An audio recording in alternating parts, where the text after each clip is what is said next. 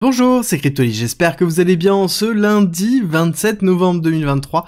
On se retrouve aujourd'hui pour parler de One, la crypto de Harmony. Alors, ça fait longtemps que j'ai pas fait d'update dessus, et on va rattraper tout ça parce qu'il y a quand même pas mal de choses à voir, et comme d'habitude on va disséquer cette vidéo en deux parties. On va réexpliquer ce qu'est One, ce qu'est Harmony, ce qui s'est passé, et ce qui se passe actuellement. Et ensuite on ira sur les graphiques pour se projeter sur les cours moyen long terme, sur des prix d'achat, des prix de vente, et ça commence tout de suite.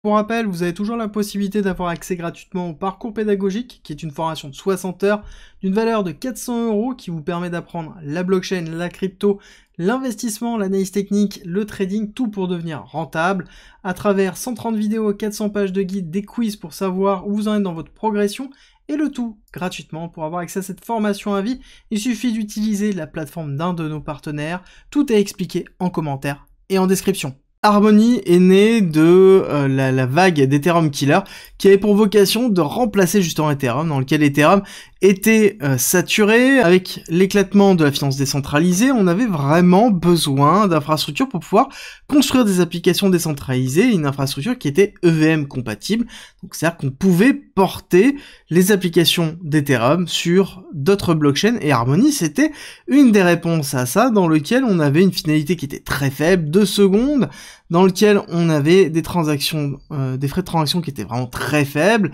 et on avait une forme de décentralisation qui était plutôt pas mal, avec une blockchain en proof of stake, avec du sharding. On avait une techno qui était vraiment bien, dans lequel on avait à côté toute la notion de bridge et de layer 2 intégrée directement dans Harmony.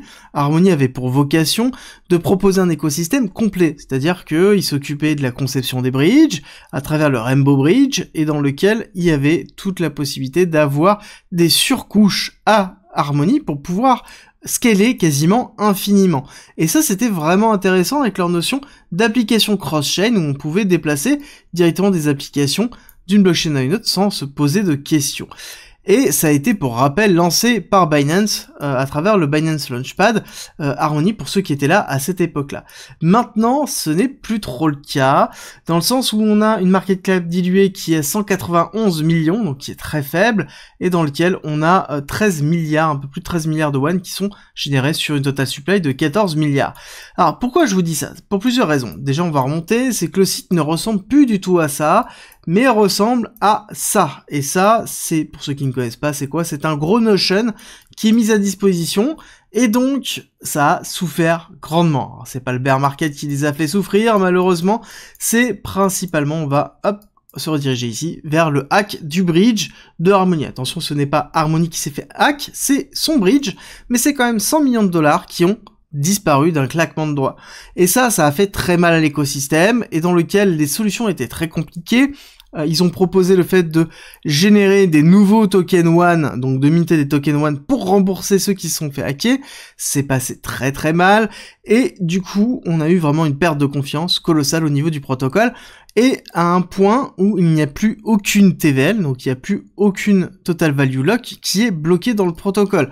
On parle de 3 milliards de TVL, donc c'est inexistant, malgré le fait qu'on ait toujours des protocoles décentralisés qui sont en attente, mais ils ont souffert au bridge, d'accord? Le bridge était ce qui permettait de gérer la liquidité d'une blockchain à une autre. Étant donné qu'il a été hacké, la liquidité a été hackée, et il y a eu une perte de confiance impressionnante. Et malgré ça, ce qui est intéressant, c'est qu'on a quand même une augmentation depuis 2023 des commits, donc sous-entendu de l'activité de développement, et un nombre de développeurs qui augmente, malgré le fait que, en effet, on a assez peu d'activité au niveau de la finance décentralisée, alors qu'elle a été construite pour ça. Et ce qui est intéressant de voir, c'est quand on regarde la roadmap 2024, c'est que on a exactement le même texte qui est dans la vidéo de présentation, sauf qu'ils ont rajouté générative AI. D'accord? Ils ont rajouté l'IA, en fait, dans leur pitch, dans lequel c'est en pleine adoption, on est précurseur, il faut qu'on travaille dessus, il y a que 1% d'adoption, et qu'il y a encore un 10% d'impact.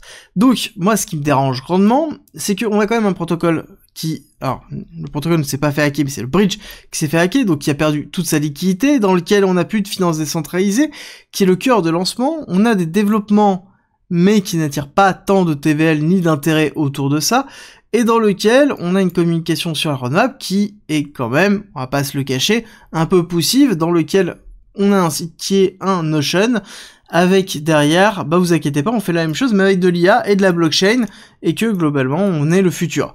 Et ça me dérange grandement par rapport à la communication et au futur d'Harmony. C'est quelque chose que j'ai déjà vu historiquement sur des protocoles qui sont en train de péricliter. Ça ne veut pas dire qu'on peut pas avoir de spéculation, qu'on peut pas avoir de valorisation autour de ça, mais ça n'empêche que la notion de confiance dans une blockchain est essentielle. Si on n'arrive pas passer un hack, à retrouver de la confiance, c'est très compliqué de s'en sortir, et c'est la grande question que vous devez vous poser si jamais vous avez encore des One, si jamais vous voulez investir sur One, c'est à quel point vous avez confiance dans les développeurs qui sont derrière, à quel point vous avez confiance dans le protocole pour renaître de ses cendres, parce que c'est exactement ce qu'il va falloir faire. Alors, sur la partie technique, où on en est? Partie technique dans laquelle on a une phase d'accumulation, plutôt classique sur des protocoles qui datent de 2019, accélération haussière sur 2020, donc arrivée de la finance décentralisée, on retrace avec le China Ban, on réaccélère dans la deuxième partie d'accélération haussière et deuxième partie de bull run qu'on a connu le cycle précédent, et ensuite on fait une cassure baissière, deuxième retest, et on casse avec la mise en place d'une distribution en BCARST, So Sign of Weakness, dans lequel on avait une spot zone qui était très agressive, jusqu'à ce qu'on ait la mise en place du hack, avec déjà la cassure de Terra Luna en amont, puis après la mise en place du hack, et on s'est enfoncé très fortement, et on n'arrive pas à repartir. Et ce qui est intéressant, c'est quand on zoome, on a l'impression qu'en effet ça repart pas, sauf que on a quand même un très beau ranging qui est en position, dans lequel on a eu ici un SC, un ST, et un STB, d'accord? Là, on a bien la prise de liquidité durant toute cette phase d'été 2023, et on a une accélération depuis octobre 2023 avec la spéculation qui est revenue sur les altcoins. On a cassé le top précédent, donc on est plutôt dans une forme d'invalidation de tendance baissière. Par contre, il faut bien prendre en considération que on redézoome, d'accord? Nous sommes très très bas, d'accord? La marge de retrail est quand même très haute, et donc ici, on est encore juste dans un premier signe d'accélération haussière. Pour moi, techniquement, on devrait aller retester une partie basse pour pouvoir valider l'accélération haussière. Je verrai bien un retest de cette zone-là qui correspond plus aux deux zones qui ont été effectuées ici. Donc pour moi, on pourrait avoir un très beau retest pour ensuite repartir à la hausse et qui validerait une tendance haussière si jamais on fait ça, d'accord, avec une rupture ici de ces zones-là. Tant que ce n'est pas fait, ça sous-entend qu'on n'est pas dans une dynamique haussière, on est plus dans un retest bearish, surtout que là, ça correspond au retest classique de ces deux lots-là, dans lequel on irait retester pour casser baissier. Donc on fait toujours très attention par rapport à ça. Pour moi, la consolidation n'est pas validée, on a un premier signe qui est positif, mais pour moi, il faut impérativement valider la rupture avec une consolidation au-dessus de ce niveau-là, et idéalement, si on veut vraiment attendre une validation, il va falloir attendre un retour au-dessus de cette zone ici, des 0,03, dans lequel on retournerait sur au-dessus de cette accumulation, et donc on aurait ici une validation pour un potentiel rebond et une réaccélération haussière. Moi, ma question, elle est comment on gère la notion de confiance, dans lequel on a très peu de TVL, et donc très peu aussi de personnes qui sont sur le projet et qui défendent le projet.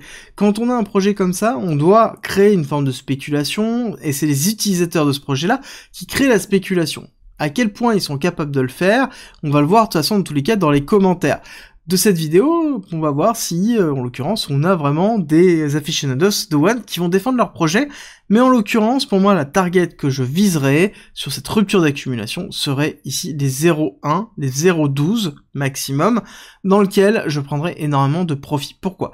Parce que déjà, ça sous-entend que sur le prix actuel, c'est quasiment 1 x 10. Deuxièmement, par rapport au prix actuel, on a encore une problématique, de runaway, on ne sait pas combien il reste dans les bourses des développeurs et de l'institution qui est derrière Harmony pour pouvoir continuer son développement et assurer sa communication. Parce que lorsqu'on est en bull run, il va falloir assurer de la communication parce qu'il va y avoir beaucoup de monde qui vont communiquer pour assurer un transit des fonds. Est-ce qu'on aura une valorisation supérieure à ça? Ça va être vraiment très compliqué. Techniquement, si on était vraiment dans une distribution pure et dure et qu'on n'avait pas eu ce hack, on pourrait très bien aller viser une grande vague 3 avec des targets qui sont très élevés. Est-ce que à l'heure actuelle je vois Harmony arriver à ces targets là? C'est vraiment très très compliqué parce qu'on n'a déjà pas fait de rupture de la zone d'accumulation, parce que on n'a pas ici fait de retest super fort des 0,11, donc on est quand même relativement loin de repartir à la hausse, malgré un marché qui est excessivement porteur. Pour rappel, BTC a fait des ATH. Sur les 18 derniers mois, on a fait un nouvel ATH. C'est pas le cas. Si on regarde, globalement, on aurait dû être déjà dans les 0,12 si on devait être dans la typologie de BTC ou même de certains altcoins. Donc ce n'est pas le cas et c'est pour ça qu'il faut faire très attention à la gestion de son risque. Personnellement, j'ai une règle qui est définie. Si jamais suite à un hack, je n'ai pas un retour de la confiance et des capitaux, généralement je cut totalement et c'est ce que j'ai fait à One à ce moment-là et c'est pour ça que je ne rentrerai pas dans One tant que je ne reverrai pas des capitaux qui re-rentrent et des signes de confiance. Après, encore une fois, ça reste mon avis.